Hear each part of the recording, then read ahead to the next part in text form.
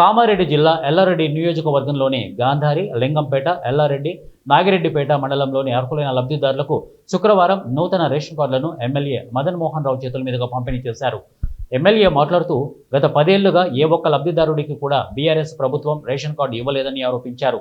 Ration కార్డులు ఇవ్వకపోవడం వల్ల బడుగు బలహీన వర్గాల ప్రజలకు తీరని నష్టం జరిగిందని విమర్శించారు.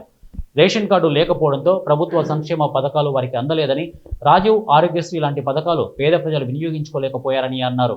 ఈ రేషన్ కార్డుల ప్రక్రియ నిరంతరం కొనసాగుతుందని, లబ్ధిదారులందరికీ నూతన రేషన్ కార్డులు అందజేయడం జరుగుతుందని స్పష్టం చేశారు. ఈ కార్యక్రమంలో ఆర్డీఓ పార్థసింహారెడ్డి, అలాగే తహసీల్దార్ ప్రేమ్ కుమార్, మున్సిపల్ కమిషనర్ మహేష్, మండల కాంగ్రెస్ పార్టీ అధ్యక్షుడు కుర్బా సాయిబాబా తదితరులు ఈ కార్యక్రమంలో పాల్గొన్నారు.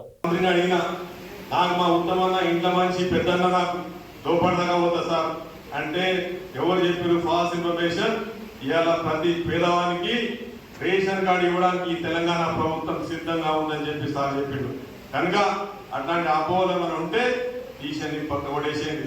మీరు గ్రామాల పోండి, చెప్పండి ఖాళీ. ఇప్పుడు ఎందుకంటే కొన్ని రేషన్ కార్డులు ఇస్తా ఉన్నాం, వాటి వారు చెప్తున్నారు ఒక 100 రేషన్ కార్డులు ఇస్తున్నాం. ఇది ఓన్లీ ఆరంభం, ఇది అంతం కాదు. ఇది ఇంకా అంతం చాలా దూరం ఉన్నది. ఇది ఓన్లీ శుభారంభం.